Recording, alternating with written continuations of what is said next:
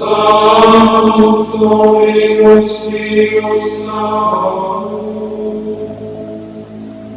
dona eis requiem,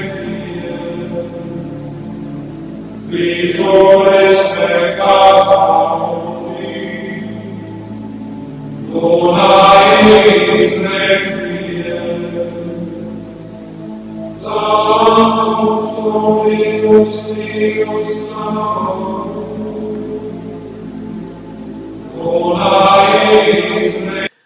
nous, le pontife romain, successeur de Saint Pierre, pesant toutes choses avec la réflexion appropriée et notant que depuis que nous avions autrefois, par des lettres précédentes de notre part, concédé au roi Alphonse et à ses successeurs, entre autres, la pleine et entière faculté d'attaquer, de rechercher, de capturer et de vaincre, de soumettre tous les Sarrasins et les païens et les autres ennemis du Christ, où qu'ils se trouvent, et de réduire leur personne en servitude perpétuelle, et de s'attribuer pour lui-même et ses successeurs les royaumes, duchés, comtés, principautés, domaines, possessions et biens, et de les convertir à leur usage et à leur profit, et que, ayant sécurisé cette faculté,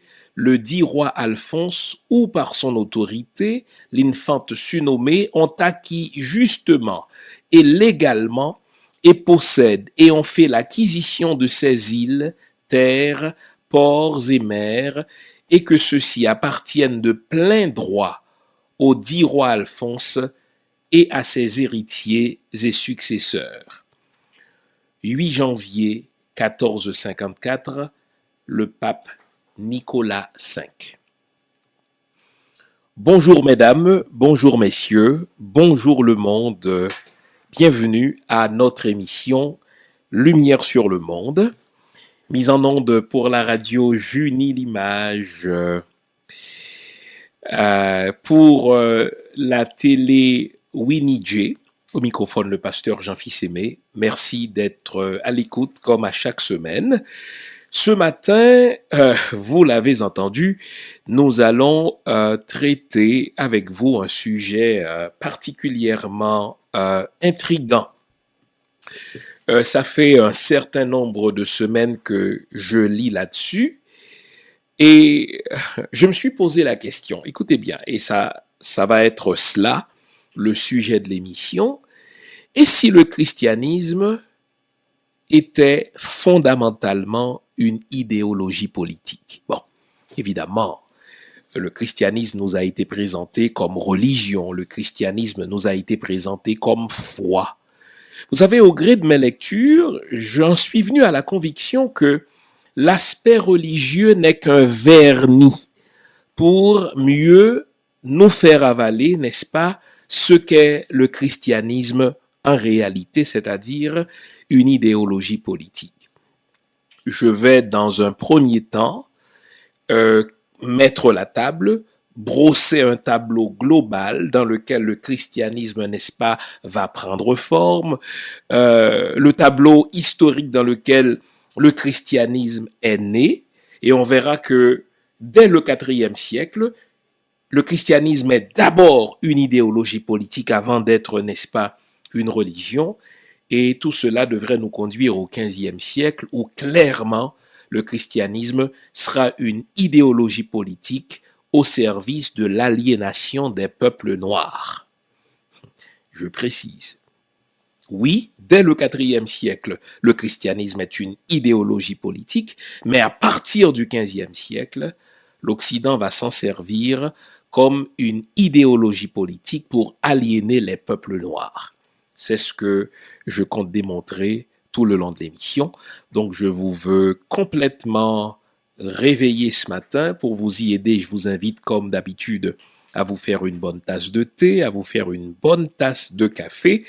Et entre-temps, je vous propose la musique de ce grand artiste, ce chanteur consommé, n'est-ce pas, de la Côte d'Ivoire, Fakoli, qui va nous chanter « Ils ont partagé le monde ».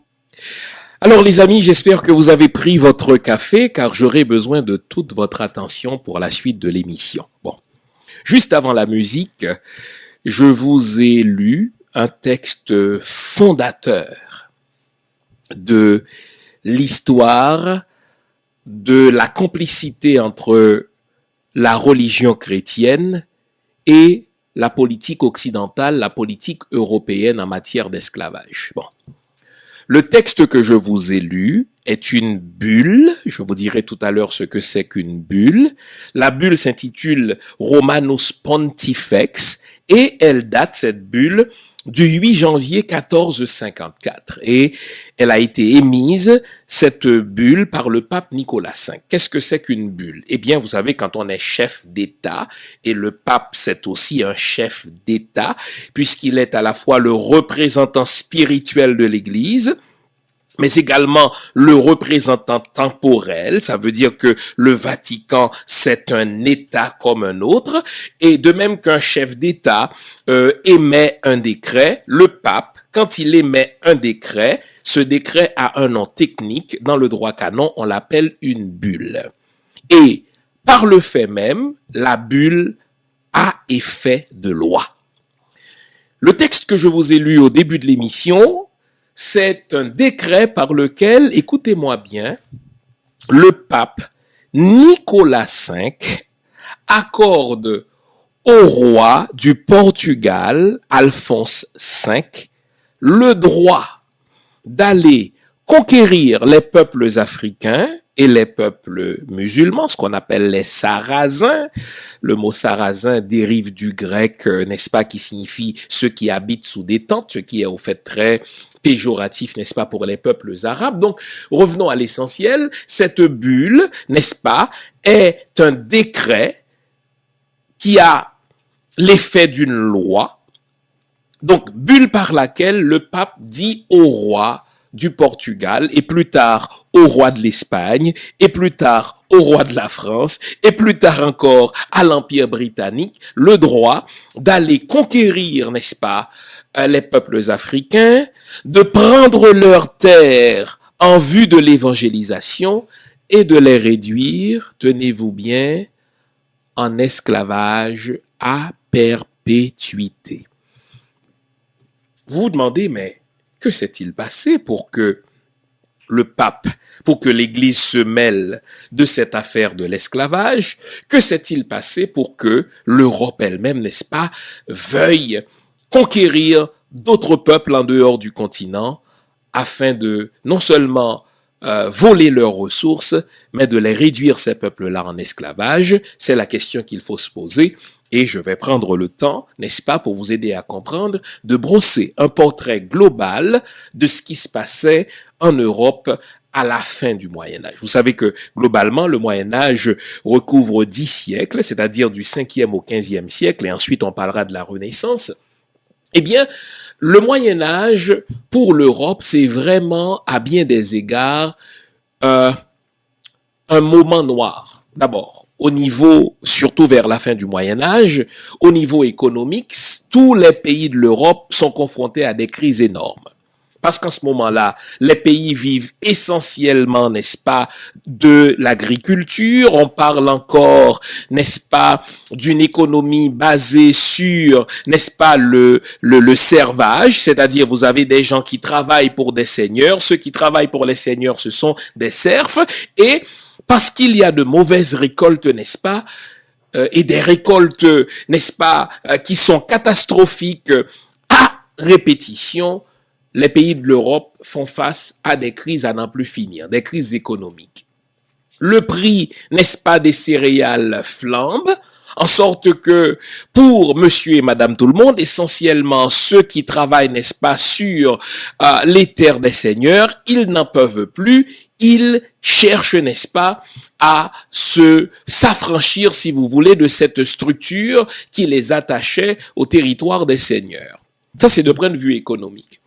Au point de vue sanitaire, n'est-ce pas, la situation n'est pas meilleure non plus, puisque le Moyen-Âge est surtout caractérisé par une série de pandémies, ce qu'on appelle la peste noire, en réalité, est une série d'épidémies qui a frappé, n'est-ce pas, l'Europe, série à la suite de laquelle, n'est-ce pas, l'Europe a perdu quelque chose comme la moitié de sa population. Donc, au point de vue économique, ça va mal, des récoltes, n'est-ce pas, qui ne réussissent pas, le prix des céréales qui flambe, une population de plus en plus appauvrie.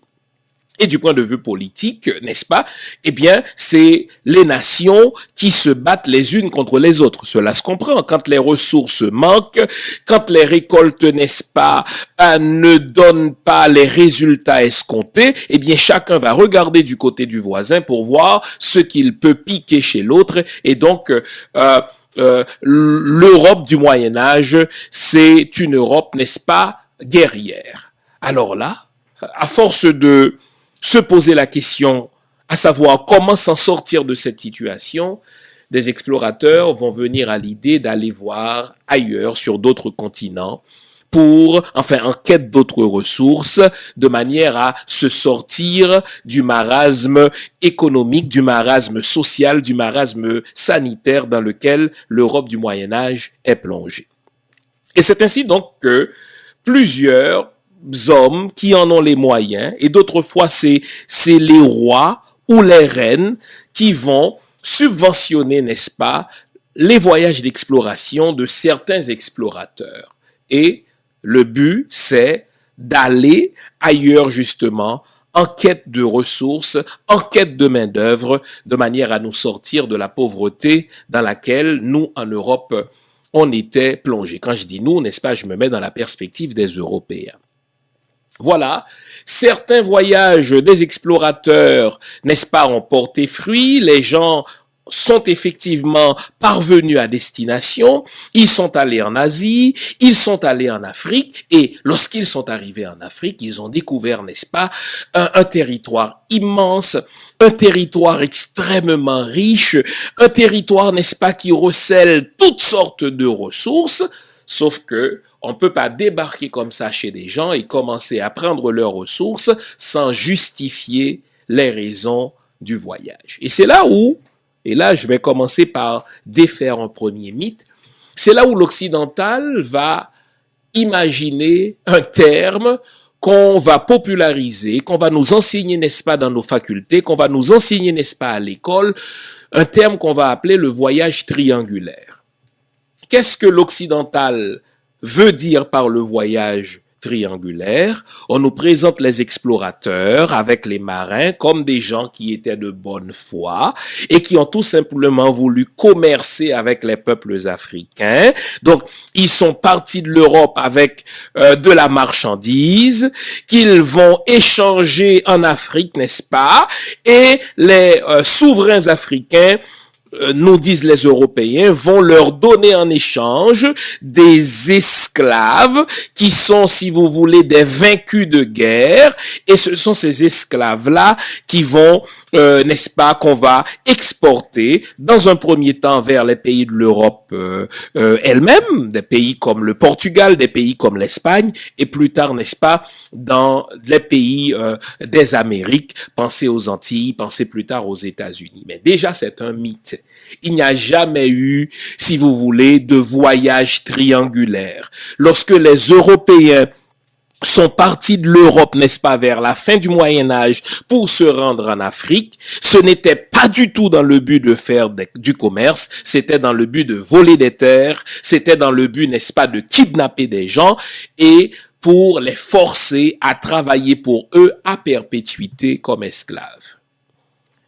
Nous sommes à la fin du XVe siècle. En ce moment-là, on n'a pas encore fait appel à des idéologues, à des scientifiques pour justifier, de un, cette affaire de l'existence de plusieurs races, hein, parce que la théorie ou l'idéologie de l'existence de plusieurs races sera forgée en plein cœur de l'esclavage pour être au service de l'esclavage. On n'a pas encore, cela viendra plus tard, fait appel à un Gobineau qui va parler non seulement de plusieurs races, mais de l'inégalité des races, ce qui va donner bonne conscience aux Européens lorsqu'ils vont asservir les autres. Ils vont dire, mais c'est normal, puisque la science elle-même établit que nous sommes supérieurs. Il est donc tout à fait normal pour nous, n'est-ce pas, de nous asservir les autres. Et donc, puisque la science n'est pas encore mise au service de cette idéologie raciste, grâce à laquelle on va donner bonne conscience aux Européens dans leur entreprise, n'est-ce pas, de vol et de kidnapping, il ne reste, écoutez-moi bien, que l'idéologie religieuse. Car ce que vous savez, ou que vous devez savoir, c'est que depuis le IVe siècle, le christianisme est devenu la religion de l'Empire. Le christianisme, c'est la religion des gens civilisés. Le christianisme, c'est la religion des gens éclairés. Le christianisme, bref, c'est la religion de l'Europe. Et puisque, encore une fois, les politiciens n'ont pas encore fait appel à des idéologues, n'est-ce pas, scientifiques pour justifier l'entreprise de l'esclavage, ils devaient aller chercher l'Église pour justifier leur entreprise de vol, pour justifier leur entreprise de conquête meurtrière, pour justifier leur entreprise, n'est-ce pas, d'esclavage. Et c'est ainsi donc que le roi du Portugal va faire appel au pape Nicolas V, et le pape Nicolas V va se prêter à ce jeu. N'oublions pas que nous sommes au XVe siècle. Le pape, il est tout puissant. Quand le pape, n'est-ce pas, émet un décret, ce décret doit être suivi dans toute la chrétienté, dans tout le corpus Christianum. Et voilà que le pape dit, effectivement, par cette bulle, j'accorde, je confère le droit au roi du Portugal d'aller conquérir les peuples de l'Afrique, de prendre leurs biens et de les réduire en esclavage au nom de Jésus-Christ, au nom de l'évangélisation. Ce qui est intéressant, c'est que lorsque le pape a émis cette bulle, lorsque le pape a émis ce décret, le roi du Portugal fut tellement fier de ce décret qu'il l'a fait lire, n'est-ce pas, à la cathédrale de Lisbonne, la capitale du Portugal, pour que le monde entier sache que désormais, l'Église de Jésus-Christ, désormais, n'est-ce pas, l'Église, institution religieuse entre guillemets, nous autorise à conquérir tout un continent, à voler les ressources de ce continent et à réduire, n'est-ce pas, les peuples de ce continent en esclavage perpétuel.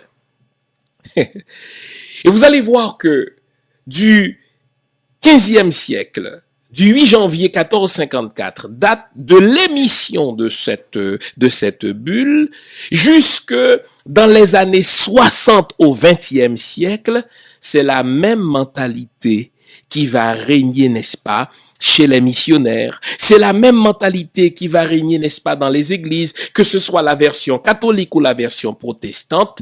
Nous avons le droit d'entrer chez des gens, de leur présenter une certaine religion et, au nom de cette religion, de les dominer. Et là, vous connaissez l'histoire, je n'ai pas besoin de reprendre, n'est-ce pas, toute l'histoire de l'esclavage. Ce qui m'intéresse, c'est de vous montrer aujourd'hui que non seulement le christianisme est une idéologie politique, mais certainement à partir du XVe siècle, c'est une idéologie qui va être utilisée pour aliéner les peuples noirs, c'est-à-dire pour leur voler leur âme culturelle de manière à les garder asservis pendant longtemps, c'est-à-dire le plus longtemps possible. Et s'il faut s'en tenir à la bulle du pape, ça devrait être un esclavage perpétuel, un statut qui se transmet d'enfant en enfant, de père en enfant, un statut qui se transmet, n'est-ce pas, de génération en génération, et grosso modo, c'est ce qui va se faire. En sorte que, même lorsqu'officiellement l'esclavage fut aboli, n'est-ce pas, il fallait attendre, n'est-ce pas, les années 60 avant que les peuples chrétiens de l'Europe acceptent, n'est-ce pas, de se retirer, non pas de gré, souvent au prix d'énormes sacrifices, et même lorsqu'ils se sont retirés physiquement, n'est-ce pas, l'aliénation mentale des peuples noirs demeure, car telle était la volonté de l'Église au IVe siècle, avec Constantin, mais plus certainement au XVe siècle, se servir de l'idéologie religieuse pour aliéner les peuples noirs. On va ici observer une pause, et après la pause, je vais faire une courte, n'est-ce pas, excursion au IVe siècle pour vous montrer comment la table déjà été mise par Constantin, et après on va entrer dans les Antilles pour vous montrer comment cette idéologie a toujours existé et elle existe encore aujourd'hui. C'est ce qui explique d'ailleurs le retard des peuples noirs en matière socio-économique. On s'arrête ici, je vous retrouve après la musique que voici. Alors les amis, quand on fait un profond examen de l'histoire du christianisme, et là je dis histoire parce qu'il faut distinguer entre histoire sainte et la vraie histoire, il faut distinguer entre les hagiographies, les textes saints et les vrais documents de l'histoire, on réalise que jusqu'au IVe siècle, je l'ai dit à plusieurs reprises, le christianisme, c'était une mosaïque de croyances les unes opposées aux autres. Certaines personnes se définissaient comme chrétiennes tout en étant, par exemple, très portées vers des actes sexuels, par exemple. D'autres, au contraire, disaient non, nous sommes chrétiens et donc nous allons pratiquer l'ascétisme. D'autres personnes, n'est-ce pas, se disaient, écoutez, puisque je suis chrétien, je serai adamite. Écoutez bien ce que ça voulait dire. Ça voulait dire que, par exemple, je n'avais plus l'obligation de porter de vêtements parce que le vêtement cache quelque chose, tandis que en étant chrétien, je suis, n'est-ce pas, transparent. Pourquoi m'emmerder à porter des vêtements? Vous avez des gens qui croyaient en un Jésus physique, un Jésus qui a véritablement vécu sur terre, tandis que d'autres vous ont dit non, il a paru avoir vécu sur terre, mais ce n'était qu'une apparence, etc. Et donc il y avait une mosaïque de croyances les unes opposées aux autres, jusqu'à ce que Constantin, n'est-ce pas, se décide de se convertir à cette religion-là. Mais en choisissant de se convertir à cette religion, il n'était pas mal embêté parce que il n'y avait pas une doctrine claire de ce que le christianisme était. Et là, il a réuni un certain nombre d'évêques, il a réuni un certain nombre de théologiens qui ont joué, n'est-ce pas, du coude pour avoir l'attention de Constantin. Et là, Constantin va décider avec Manu Militari de ce que le christianisme devrait être en matière de doctrine, en matière de dogme. Ce que vous devez savoir, les dogmes chrétiens, la doctrine chrétienne, n'est-ce pas, a été définie par l'épée de Constantin et de ses successeurs. Selon que telle doctrine était défendue par un évêque qui avait l'attention de Constantin, cette doctrine était acceptée. Quand telle autre doctrine qui paraît biblique était défendu par, n'est-ce pas, tel autre qui, lui, n'avait pas l'attention de l'empereur, eh bien, cette doctrine était rejetée. Donc, il n'y avait pas cette notion d'inspiration, comme quoi c'est le Saint-Esprit qui a guidé les dirigeants d'église pour construire, si vous voulez, la doctrine chrétienne. Le mouvement qu'on appelle la religion chrétienne est fondamentalement un mouvement politique. Constantin avait les deux mains là-dedans, et non seulement Constantin, mais ses successeurs, pensez à des empereurs comme Théodose Ier et d'autres empereurs, ils ont été très présents dans la définition de la doctrine chrétienne. Pour quelle raison? Parce qu'ils ont compris que si on contrôle, n'est-ce pas, les croyances d'un peuple, si on contrôle les croyances d'une population, on arrivera à contrôler politiquement ce peuple. Et Constantin, plus tard, n'est-ce pas, Théodose, a réussi à faire de la religion chrétienne une religion, si vous voulez, monothéiste à trois têtes, c'est-à-dire un Dieu en trois personnes. C'est un monothéisme à trois têtes.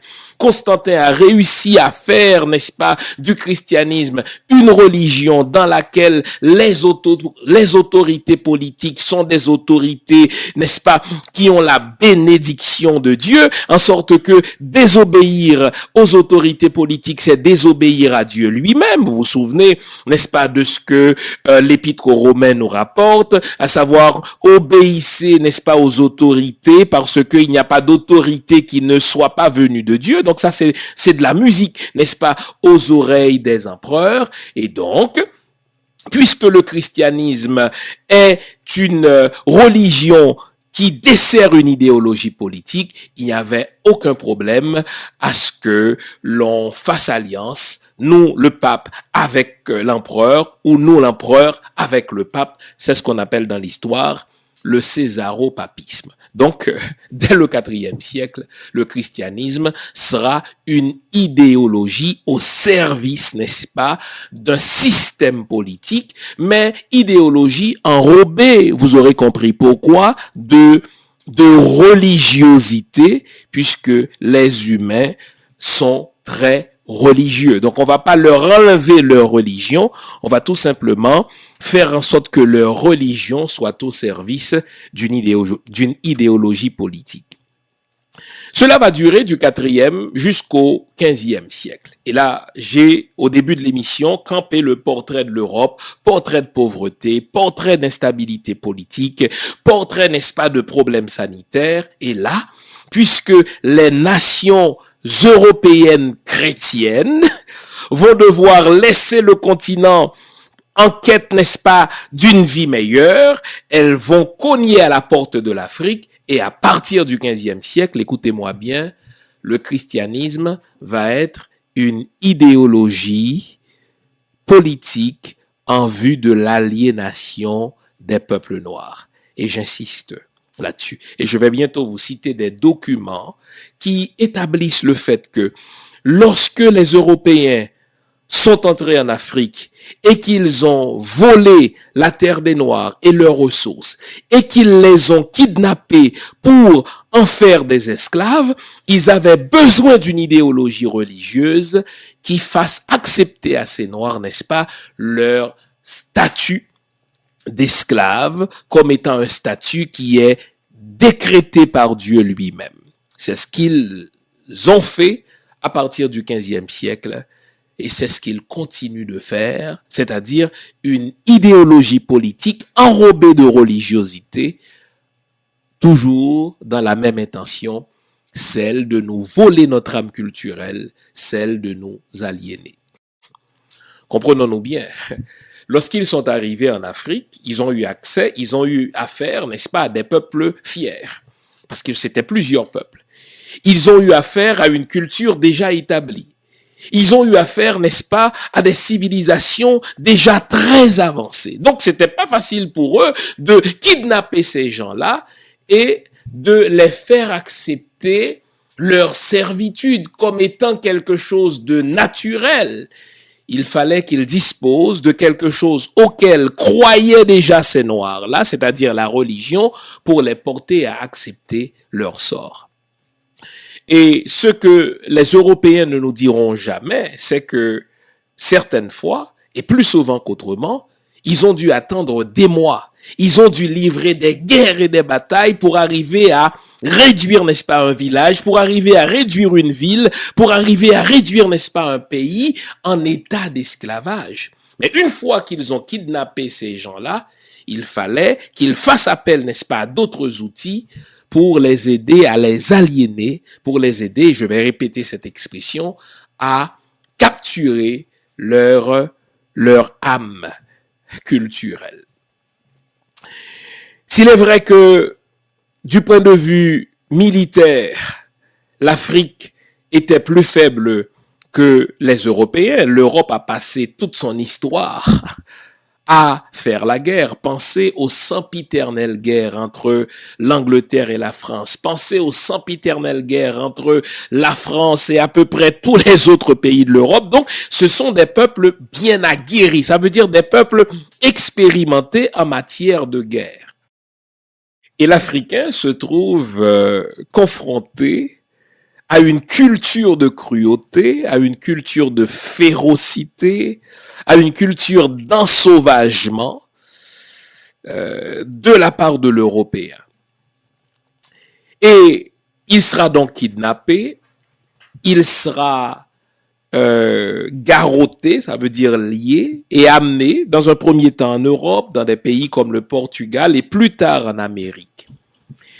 Et ce qui va permettre à l'Africain de tenir tête à cette machine infernale qu'est l'esclavage, supportée par une idéologie politique enrobée de religiosité qu'est le christianisme, c'est précisément sa spiritualité. La spiritualité africaine, c'est une spiritualité qui lui permet de croire qu'il est fils de Dieu et que ce Dieu-là, n'est-ce pas, l'aime. C'est une spiritualité, n'est-ce pas, animiste, grâce à laquelle, n'est-ce pas, il dit, l'arbre a une importance, l'eau a une importance, l'air a une importance, etc. Et cette spiritualité-là va se regrouper de manière générique sous le nom de vaudou, même si par vaudou en ce moment-là, on entendait, n'est-ce pas, une agglomération de croyances qui arrivait surtout, n'est-ce pas, de toute l'Afrique de l'Ouest. Mais ce qu'il y a surtout à retenir à ce moment, c'est que l'Européen chrétien, esclavagiste, va réaliser que s'il n'arrive pas à casser l'Africain, c'est parce que sa spiritualité est une spiritualité verticale. Et depuis l'Afrique, l'Européen chrétien va s'en prendre à la spiritualité africaine, il va la diaboliser, il va la sataniser, il va même réussir à faire en sorte que l'Africain déteste lui-même sa spiritualité, car il a compris que la seule façon pour lui de réduire en état de choses cet Africain vertical, c'est d'attaquer sa spiritualité. Et je voudrais vous lire un petit bout de texte qui date du XVIe siècle. Imaginez lorsque on a commencé à déporter les Africains, n'est-ce pas, vers l'Amérique, vers les Antilles, on a retrouvé à Ouida une chanson entonnée encore dans la tribu des Fonds, et qui parle, n'est-ce pas, de ce traumatisme qu'ont subi les ancêtres africains et comment, par leur spiritualité, ils comptaient y faire face. Je vous en livre lecture. Le texte dont je vous livre lecture est un extrait de mon tout premier livre, Vaudou, je me souviens, paru en 2007. Et au fait, c'est un petit bout de texte qui vient du Bénin, n'est-ce pas? Donc l'ancien royaume du Dahomey, et qui remonte, imaginez, aux années 1503. Ça veut dire au début de la déportation des Africains par les kidnappeurs européens chrétiens. Écoutez ce que dit le texte. Ô ancêtres, faites tout ce que vous pouvez pour que les princes et les nobles qui règnent aujourd'hui ne soient jamais envoyés comme esclaves en Amérique. Nous vous prions de faire tout en votre pouvoir pour punir les gens qui ont acheté nos parents que nous ne verrons plus jamais. Envoyez leurs bateaux à Ouida et lorsqu'ils arriveront, noyez leurs équipages et faites que toutes les richesses qu'ils contiennent nous soient acquises. Donc, vous notez que ce petit bout de texte qui date de 1503 défait au moins 3 mythes. Le premier mythe que ce petit texte défait, c'est l'idée d'un commerce triangulaire. À en croire les ancêtres du Bénin, il n'y a jamais eu de commerce triangulaire. Donc les Européens sont arrivés et ont volé les terres des Européens chrétiens, dois-je insister, et ont kidnappé des gens. Deuxième mythe que ce petit bout de texte défait, il n'y a pas eu de volonté de la part, n'est-ce pas, des Africains de vendre, n'est-ce pas, leurs congénères, de vendre leurs frères à des étrangers européens, puisque le texte dit, n'est-ce pas, ils ont volé nos ancêtres, et des ancêtres que nous ne reverrons plus, et faites en sorte, n'est-ce pas, que leurs bateaux soient noyés parvenus à Ouida. Et le troisième mythe que ce petit bout de texte, n'est-ce pas, défait. Vous savez, en France, à un moment donné, mais plus tard aussi en Angleterre, il y a eu ce mythe qui veut que les esclaves eux-mêmes ont apprécié l'esclavage, n'est-ce pas, le bon esclave, parce que c'est grâce à l'esclavage qu'ils ont découvert, n'est-ce pas, une autre civilisation, qu'ils ont découvert, n'est-ce pas, les lumières de l'évangile. Non. On retrouve ici, n'est-ce pas, une opposition catégorique à cette entreprise inhumaine qu'est l'esclavage, et les esclaves donc vont opposer cette hostilité à la cruauté européenne grâce à leur spiritualité. Et rapidement, les kidnappeurs chrétiens, les Européens, vont le découvrir. Ils vont dire, ah, si on n'arrive pas à les casser, s'ils pratiquent le marronnage, s'ils se noient déjà dans les eaux pour ne pas être amenés comme esclaves en Amérique, c'est au nom de leur spiritualité, eh bien, nous n'aurons pas le choix que de nous attaquer à leur spiritualité pour capturer leur âme spirituelle. C'est ainsi que nous parviendrons à les dominer vraiment.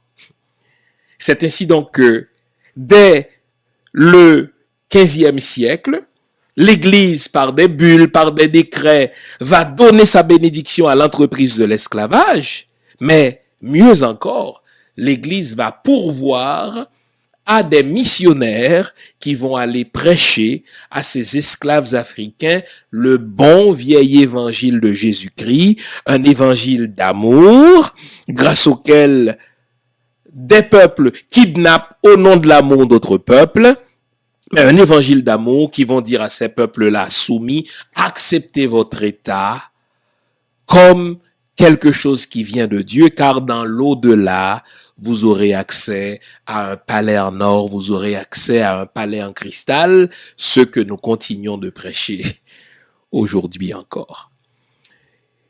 Nos ancêtres donc arrivent en Amérique et je voudrais qu'on regarde de plus près, à l'aide de textes, ce qu'on attendait des missionnaires. Quelle a été la mission? Écoutez bien. Quelle a été la mission que l'Église a impartie à ses missionnaires? Quel devrait être leur rôle dans cette entreprise inhumaine qu'est l'esclavage pour s'assurer que l'esclave ne se révolte jamais? Et cela va se faire ainsi, en ce qui concerne Haïti, jusqu'en 1804. Et là, je vais vous lire deux extraits de texte. Cette fois-ci, je vais citer le père William Smart, qui a écrit 2 volumes sur l'histoire de l'Église catholique d'Haïti, et je vais en particulier me référer à la mission qu'on a impartie aux missionnaires en leur disant « Voici quel doit être votre rôle en tant que prêtre. Voici quel doit être votre rôle en tant que prédicateur, car notre but, c'est de pouvoir vivre tranquille, c'est de pouvoir continuer à nous enrichir, à même le sang, à même la sueur de ces Africains-là. Mais pour y arriver, on a besoin de la complicité de l'Évangile. Et les prêtres vont se prêter allègrement à ce jeu de complicité dans le crime. » Voici donc le petit extrait du livre du père William Smart, Histoire de l'Église catholique d'Haïti, en 2 volumes. Alors, je vous lis un extrait du livre du père William Smart, qui est spécialiste de l'histoire de l'Église catholique en Haïti et qui nous a fait 2 beaux livres, dont je vous recommande d'ailleurs la lecture. Et là, dès le début de l'esclavage en Amérique, et en particulier dès le début de l'esclavage à Saint-Domingue, les autorités politiques ont fait comprendre à l'Église catholique quel doit être le rôle du curé par rapport à l'esclave. Et je vous lis. L'instruction religieuse des nègres doit faire, dans les colonies, l'un des principaux objets du ministre de la religion. On entend par ministre de la religion le curé, le prêtre, le prédicateur. Écoutez pourquoi. La sûreté publique de la colonie, l'intérêt des maîtres, le salut de leur âme, le salut de l'âme des esclaves sont les motifs qui doivent engager le missionnaire à travailler avec d'autant plus de zèle que c'est le seul avantage que cette malheureuse espèce d'homme puisse tirer de l'état d'esclavage auquel ils sont assujettis. Là, c'est les dirigeants politiques qui expriment, n'est-ce pas, aux missionnaires, qui disent aux prêtres, aux curés, voici pourquoi on a besoin de vous. On a besoin de vous pour instruire le nègre, pour que nous puissions vivre tranquilles. Et nous comptons sur vous pour lui parler du ciel, pour lui parler du bon Dieu, car c'est le seul avantage que cette malheureuse espèce puisse tirer dans cet enseignement, à savoir lui parler d'un au-delà, lui parler du ciel. Autrement, nous ne pourrons pas vivre tranquille. Je vais vous faire une autre citation extraite du livre du père William Smart. Et William Smart cite à son tour, n'est-ce pas, Moreau de Saint-Méry. Moreau de Saint-Méry a vécu à Saint-Domingue pendant l'époque coloniale. Il a écrit plusieurs livres, entre autres, descriptions topographiques, physiques, civiles, politiques et historiques de la partie française de Saint-Domingue en plusieurs temps. Donc, lui, ce qu'il rapporte, il l'a vu, n'est-ce pas? Et William Smart cite Moreau de Saint-Méry. Voici donc une autre citation du livre du père William Smart.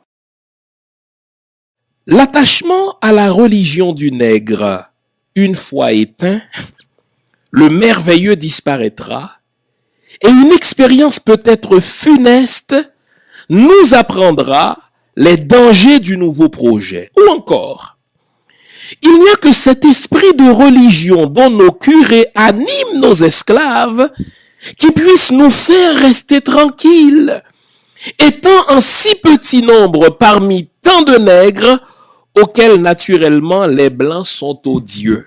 Est-ce que vous entendez ça? Donc là, je viens de citer la page 132 du livre de William Smart. J'espère que notre caméraman capte, n'est-ce pas, la couverture du livre. Donc, qu'est-ce que les dirigeants politiques ont compris?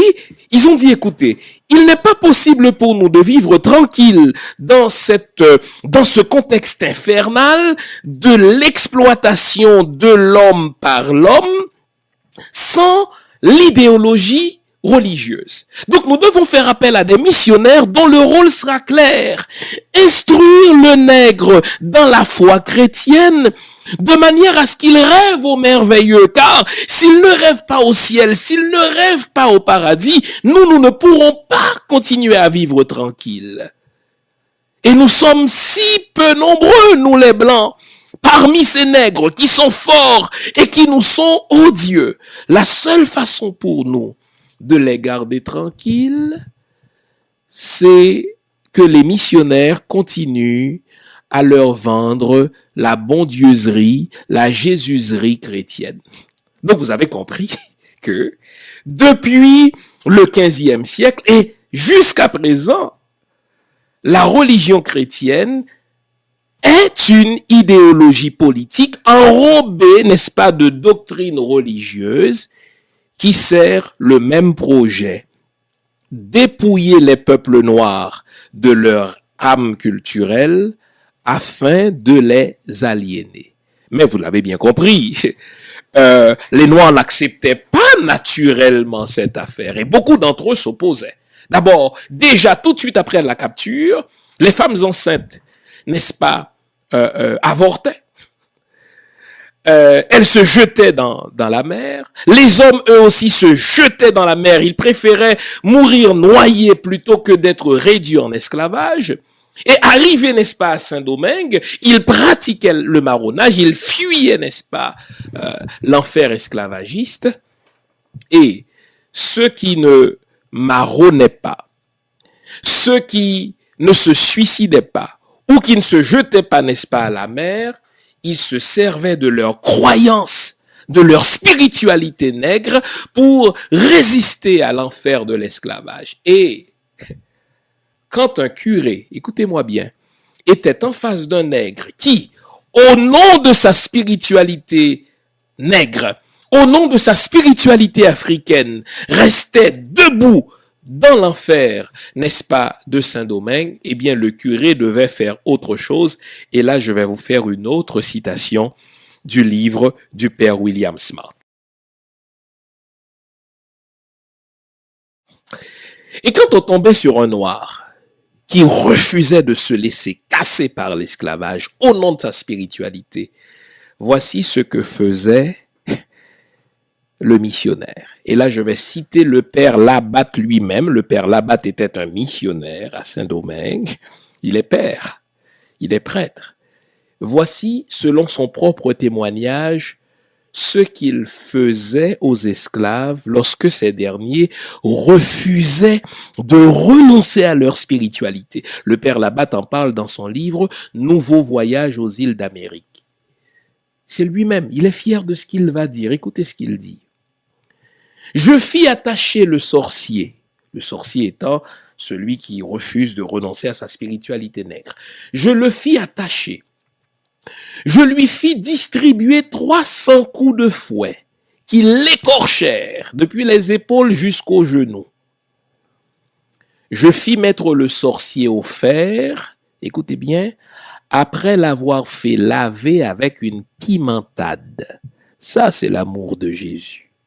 Ça, c'est le christianisme d'amour. Lorsque un esclave refusait de renoncer à sa spiritualité nègre, à son vaudou, le missionnaire avait des techniques pour l'obliger à accepter la religion de l'amour. On fouettait ce nègre, il recevait jusqu'à 300 coups. On l'attachait au fer, imaginez les blessures, imaginez le sang qui coule, et en plus, on le faisait laver avec de la pimentade. Vous savez ce que c'est? On se servait du piment pour donner la leçon à cet esclave dont le seul crime était de s'attacher à sa spiritualité. Et ça va rester ainsi jusqu'en 1804. C'est-à-dire, on va continuer à vouloir instruire le nègre dans la bonne religion de l'amour, en le faisant fouetter, en le faisant laver avec de la pimentade, jusqu'en 1804. Vous savez ce qui s'est passé en 1804. Haïti, qui est un phare, s'est mise debout, et c'est la première fois qu'un peuple non européen va vaincre une armée européenne, et on va dire non. Nous allons être un peuple libre, nous allons créer un État où tous ceux qui cherchent la liberté seront les bienvenus, et nous allons renoncer à tout jamais à cet état d'asservissement qu'on appelle l'esclavage. Le très grand historien afro-américain Ray Logan a dit que l'indépendance haïtienne, c'est un événement unique. Pourquoi? Il a utilisé 3 mots. Il dit, l'indépendance haïtienne, c'est une anomalie. Ça ne se fait pas. Ce n'est pas normal qu'un peuple noir vainque, n'est-ce pas, un peuple européen blanc. Ça ne se fait pas. C'est un défi. Il faudra répondre à cela. Et enfin, c'est une menace. Les peuples européens vont faire 3 choses. Du point de vue économique, ils vont étouffer Haïti. On va mettre un embargo. Haïti ne pourra pas commercer librement avec les autres pays. Des bateaux étaient placés sur les mers pour empêcher qu'Haïti fasse commerce avec les autres. Ça, c'est le point de vue commercial. Du point de vue politique, n'est-ce pas, on ne va jamais reconnaître l'indépendance, le fait par ce peuple-là de se déclarer indépendant. On va dire, écoutez, c'est une gang de révoltés qui ont pris les armes contre leur maître et bientôt on va les faire rentrer dans le rang, dans l'ordre. Mais pire, du point de vue culturel, et nous payons cela encore, ils vont salir la culture de ce peuple. Quand on dit culture du peuple haïtien, Jean Pricemas l'a magistralement démontré en 1927, eh bien on parle du vaudou, le vaudou qui est le ciment, le substrat de la culture de ce peuple.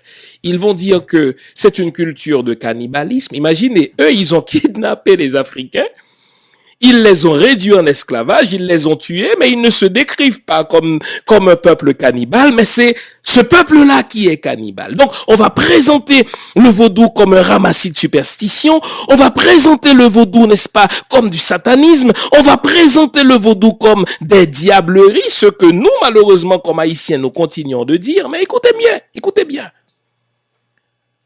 3 ans plus tard, Et c'est à cela que je voulais vous amener. 3 ans plus tard, les missions vont se réunir, en particulier les missions anglaises, les West Indies Missions. Elles vont se réunir et elles vont dire non. S'il y a un peuple noir qui s'est autoproclamé indépendant, il ne faut pas que les autres noirs entendent cela. Et pour y arriver, nous allons nous servir encore du christianisme. Savez-vous ce qu'ils ont fait? Ils vont produire en 1807, en 1808, une version spéciale de la Bible qu'on appelle la Slave Bible. Quand je vous ai dit que le christianisme est d'abord une idéologie politique enrobée de christianisme, ils ont dit, écoutez, si nous voulons garder les autres peuples noirs dans l'aliénation mentale, nous devons encore une fois nous servir de la foi chrétienne. Ça nous a aidés pendant des siècles, n'est-ce pas, avant que le peuple haïtien soit devenu une menace, un défi et, n'est-ce pas, qu'est-ce que j'ai dit tout à l'heure, une anomalie pour nous. Et vous savez ce qu'ils vont faire? La Slave Bible. Ils vont prendre l'Ancien Testament, ils vont enlever 75% de l'Ancien Testament. Des livres comme l'Exode, où on parle de Moïse qui a libéré un peuple de l'esclavage. Il dit, mais non, vous êtes fous, quoi. Il faut pas que les prêtres aient accès à ça pour enseigner les nègres là-dedans. Ils vont devenir fous. On enlève 75% de l'Ancien Testament, donc des textes comme l'Exode, des textes comme les petits prophètes qui parlent de justice sociale. Hop, ça prend le bord. Et ils vont enlever 50% du Nouveau Testament. Des textes du Nouveau Testament où, par exemple, où on dit en Jésus-Christ, il n'y a plus de maître ni esclave. Des textes où on dit, n'est-ce pas, maître, soyez bons vis-à-vis de vos esclaves, etc. On va enlever ça. Qu'est-ce qu'on va garder? On va garder des versets comme celui-ci. Esclaves, obéissez à vos maîtres comme au Seigneur, et cela même en leur absence, afin que vous soyez bénis de votre Père qui est dans les cieux. Donc, vous comprenez, les amis, que si vous prenez le temps d'étudier l'histoire de la religion chrétienne, comme moi je l'ai fait, il est impossible qu'en tant que Noirs, descendants d'esclaves, vous vous définissiez encore comme chrétien. Au fait, c'est une insulte à vos ancêtres. J'ai déjà dit à ce micro, un Noir, un Africain, un Antillais, descendant d'esclaves et chrétien, soit par ignorance de son histoire, nous ne sommes pas tous férus d'histoire, soit par aliénation, on nous a aliénés, moi-même j'étais dedans, ou alors tout simplement par hébétude. Je veux éviter le mot imbécilité, parce que si on connaît l'histoire du christianisme, on ne peut pas, en tant qu'Africain, ou descendant d'Africains, ou Antillais, ou descendant de peuples antillais, continuer à se définir comme chrétien quand le christianisme a toujours été une idéologie politique pour nous aliéner. Et lorsque le peuple haïtien s'est déclaré indépendant, les missions se sont réunies pour dire non, il nous faut répondre à cette menace, à ce défi et à cette anomalie. Comment vont-ils faire? Ils vont passer la main sur la Bible pour nous donner une Bible aseptisée, une Bible pour les négriailles, n'est-ce pas? Parce qu'ils se sont dit, nous sommes tellement naturellement portés vers la croyance, c'est aussi par la croyance que nous devons vous maintenir dans l'aliénation mentale. De 1915 à 1934, Haïti fut occupé par le peuple américain. Lorsque les Américains sont entrés en Haïti, ils se sont dit, nous devons réduire l'influence de la France sur le peuple haïtien. Pour ce faire, ils vont favoriser la croissance des églises protestantes. Ils vont aller chercher des gens dans la paysannerie, des gens qui n'ont pas toujours fait de bonnes études, etc. On va les nommer pasteurs. Ils vont aider à la mise en place de séminaires, n'est-ce pas, sous le contrôle des Américains, pour former des pasteurs, pour défendre l'idéologie américaine. Et ils vont même nous donner des stations de radio, les plus puissantes en Haïti d'ailleurs, Radio Lumière, Radio 80EH, dans le même but. Nous aliéner mentalement. Et je vais vous citer, aujourd'hui c'est décidément le jour des citations, j'espère que notre caméraman va nous le montrer. Je vais vous citer la thèse de doctorat d'un diplomate français du nom de Jacques Barrot, qui fut accrédité à Port-au-Prince et dont la thèse de doctorat a porté justement sur l'histoire d'Haïti. Et il dit clairement dans ces deux ouvrages, qui sont au fait sa thèse de doctorat, que pour maintenir le peuple haïtien dans son état d'aliénation, les Américains ont fait comme les Français d'autrefois au temps de la colonie. On va leur donner de la religion en masse. Aussi longtemps qu'ils ont Jésus, aussi longtemps qu'ils ont la religion, aussi longtemps qu'ils ont l'évangile, aussi longtemps qu'ils ont le christianisme, ils ne vont jamais se soulever contre l'état de fait inhumain dans lequel ils se trouvent.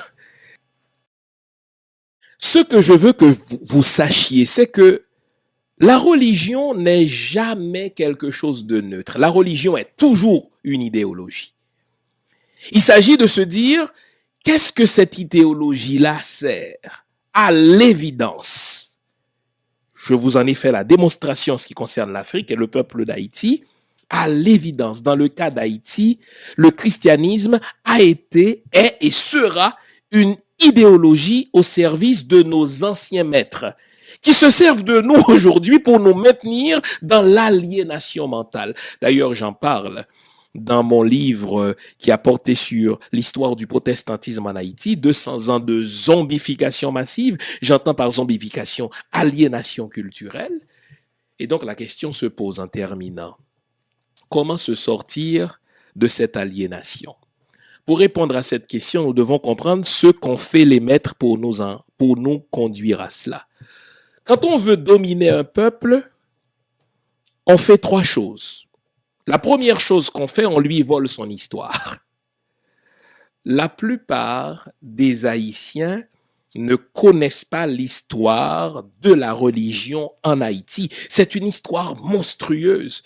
Vous voyez un prêtre avec sa soutane à l'église catholique. Ce qu'on nous fait croire, c'est que ces gens-là nous ont fait du bien. Ils nous ont construit des écoles pour l'aliénation. Donc on nous vole. Quand on veut dominer un peuple, on lui vole son histoire. Deuxième chose, quand on veut dominer un peuple, on l'amène à se détester lui-même. Tous nos modèles, nos archétypes sont des modèles européens. Et quand il s'agit de modèles africains, nous les détestons. Ça vient de la colonie. Une belle femme, c'est une femme à teint clair.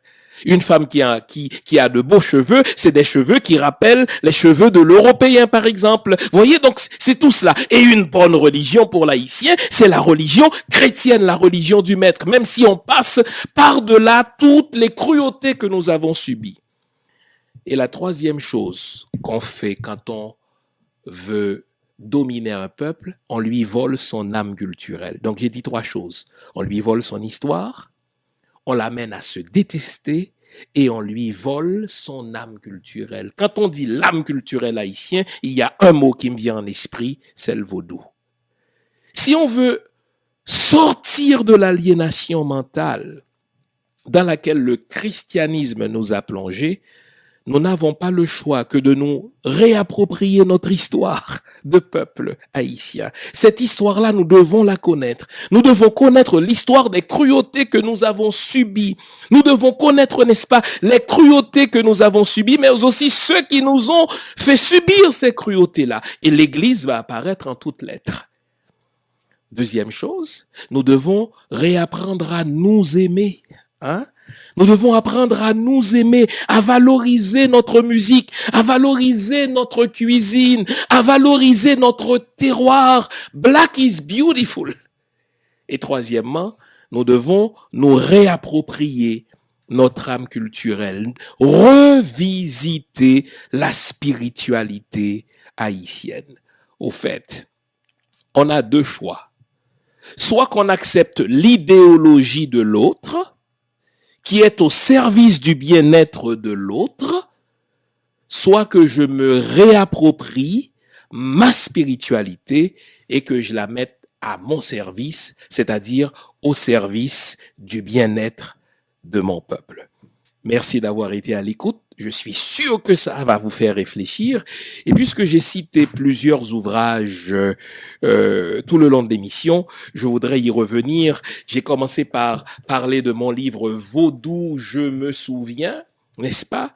J'ai ensuite cité les deux ouvrages du du père William Smart sur l'histoire de l'Église catholique, n'est-ce pas, de Saint-Domingue, depuis le début de la colonisation jusqu'en 2003. Et j'ai aussi parlé de l'œuvre d'aliénation dont sont complices les églises protestantes sous l'influence, n'est-ce pas, de l'Empire américain, 200 ans de zombification. Donc, on s'est fait rouler dans la farine par une idéologie maléfique, une idéologie politique enrobée de religiosité, le christianisme. Et si on veut redémarrer, on doit nous réapproprier de notre histoire. Nous devons recommencer à nous aimer, commencer à nous aimer, car on ne l'a pas appris. Et trois, nous devons nous réapproprier notre âme culturelle, c'est-à-dire notre fond culturel qui transite évidemment par le vaudou. Ce faisant, je n'invite personne à devenir vaudouisant. Je ne suis pas vaudouisant moi-même. Mais c'est une chose que de dire que je ne suis pas vaudouisant, ça n'est une autre que de dire que le vaudou, c'est la matrice de la culture haïtienne et il faut arrêter de cracher là-dessus. Voilà ma gloire, je suis chrétien. Voilà ma gloire, mon espérance et mon soutien. Au champ d'amour et de victoire, c'est haïtien comme quoi m'd'argent foot chrétien. Mes chers amis, je voudrais vous remercier sincèrement de votre support lors de mon lancement live sur Facebook la semaine dernière. Vous étiez nombreux sur la page et nombreux par la suite à la visionner, cette page. Merci de votre support et grâce à vous, mon métier d'écrivain va se poursuivre. On va continuer à réfléchir ensemble sur les thématiques qui nous concernent. Merci sincèrement et à bientôt. Voilà. Pour la vie puis mal ou le bien. Voilà ma gloire, je suis chrétien. Voilà ma gloire, mon espérance et mon soutien. Au champ d'amour et de victoire, c'est haïtien comme quoi m'd'argent foot chrétien.